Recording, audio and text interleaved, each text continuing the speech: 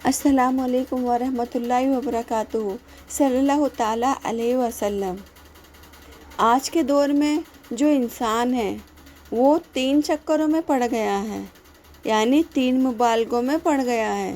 تو اس میں سب سے پہلا کیا ہے کہ اللہ رب العزت کو جاننے کی بجائے، اللہ کو پہچاننے کی بجائے، اللہ کی کھوج کرنے کی بجائے انسانوں کو جاننے میں لگا ہوا ہے، انسانوں کی کھوج میں لگا ہوا ہے۔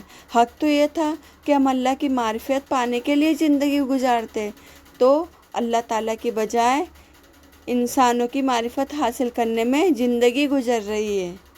اور دوسرا ہے کہ آخرت کو سنوارنے کی بجائے دنیا سنوارنا یہ مقصد بنتا چلا جا رہا ہے۔ جس بندے کو دیکھو وہ اسی کوشش میں محنت کر رہا ہے کہ میری دنیا سنور جائے، آخرت کی کسی کو فکر نہیں ہے، دنیا کی فکر میں لگا ہوا ہے۔ اور حق کیا تھا کہ آخرت کو سنوارتا، لیکن لگا کس میں ہے؟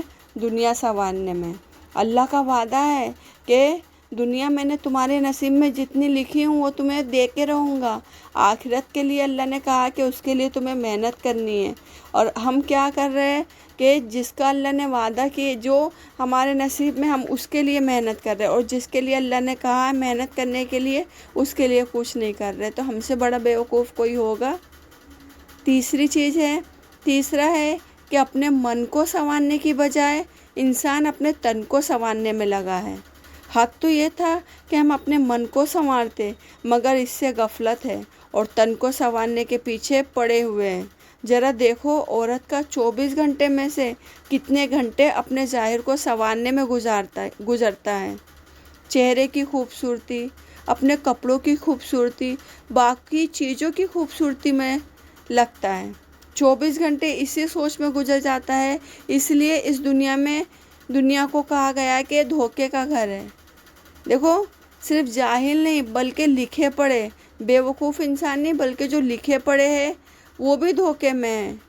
یہ نہیں کہ صرف بیوقوف دھوکے میں پڑتا ہے، بلکہ پڑھے لکھے زیادہ دھوکے میں پڑتے ہیں۔ یہ دنیا ایک پل کے مافک ہے، اور کوئی بھی عقل مند انسان پل پر اپنا گھر نہیں بناتا، اور ہم اس پل پر اپنی جنت سجانے میں لگے ہوئے۔ کتنی بڑی بات ہے۔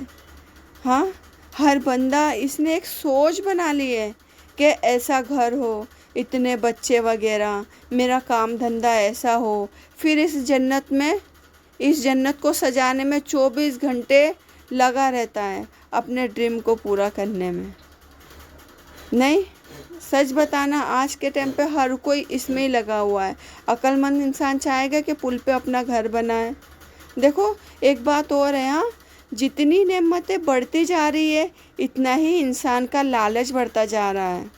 وہ ضرورت کو اپنا مقصد بناتا جا رہا ہے نا۔ دیکھو کھانا پینا یہ ضرورتیں ہے زندگی کی، اور زندگی کا مقصد نہیں ہے۔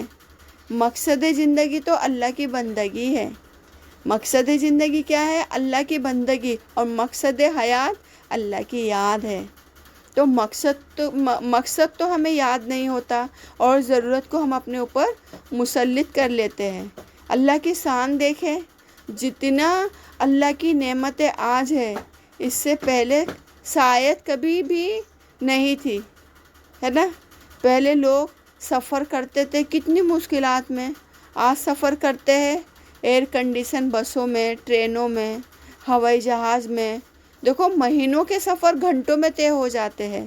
جتنی سہولتیں گھروں میں آج ہے اس سے پہلے کبھی نہیں تھی، لیکن جتنی کھانے پینے کی چیزیں آج ہے اس سے پہلے نہیں تھی کیا نہیں تھی۔ اور اللہ کی شان دیکھو، جتنی اللہ تعالیٰ کے سکھوے آج ہے اس سے پہلے کبھی تھے ہی نہیں۔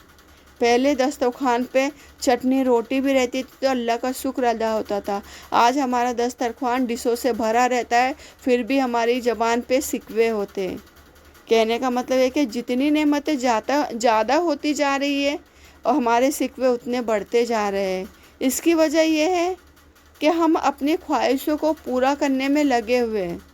شریعت نے کیا کہا؟ ضرورت کو پورا کر سکتے ہو، ضرورت کی ایک حد ہوتی ہے۔ خواہش کو دنیا میں پورا مت کرو، خواہش کی کوئی انتہا نہیں ہوتی۔ خواہش کو پورا کرنے کی جگہ جنت ہے. جو ہمارا دل چاہے گا وہ ہم وہاں پر پوری کر سکتے. دنیا ضرورت پوری کرنے کی جگہ ہے تاکہ مقصد کو پورا کر سکے. سمجھ میں آئی بات؟ یہ جو ہمارا کھانا پینا کپڑے یہ سب یہ کھانا پینا جو ہماری ضرورت ہے. کیوں؟ کیونکہ ہم کھائیں گے پیئیں گے تو ہمارے جسم کو طاقت ملے گی. یہ ہماری ضرورت ہے. نہیں کھائیں گے تو نہیں چلے گا نا. ضرورت کے لیے کھانا ضروری ہے. یہ اس لیے ہماری ضرورت کو پورا کرنا ہے ہمیں تاکہ ہم اپنے مقصد کو پورا کر سکیں. اور ہمارا مقصد کیا ہے؟ وہ آنے والی زندگی جو کبھی ختم نہیں ہوئے گی اس کو ہم حاصل کر سکیں، وہاں اپنی جنت کو بنا سکیں. تو ہم کو اس دنیا میں رہ کے ہمارے جسم کو طاقت ملے گی تو ہم اللہ کی عبادت کر سکیں گے نا، اللہ کو منا سکیں گے، اللہ کو راضی کر سکیں گے اور ہم جنت کو پا سکیں گے. اور پھر جب جنت میں جائیں گے تو وہاں اپنی ہر خواہشوں کو انشاءاللہ پورا کریں گے. تو انشاءاللہ ہم اس دنیا میں رہ کے اپنے مقصد پہ دھیان دے کے ہماری زندگی کا مقصد کیا ہے اور ہم اپنے مقصد کو پورا کرنے میں زندگی گزاریں انشاءاللہ. صلی اللہ تعالیٰ علیہ وسلم. السلام علیکم.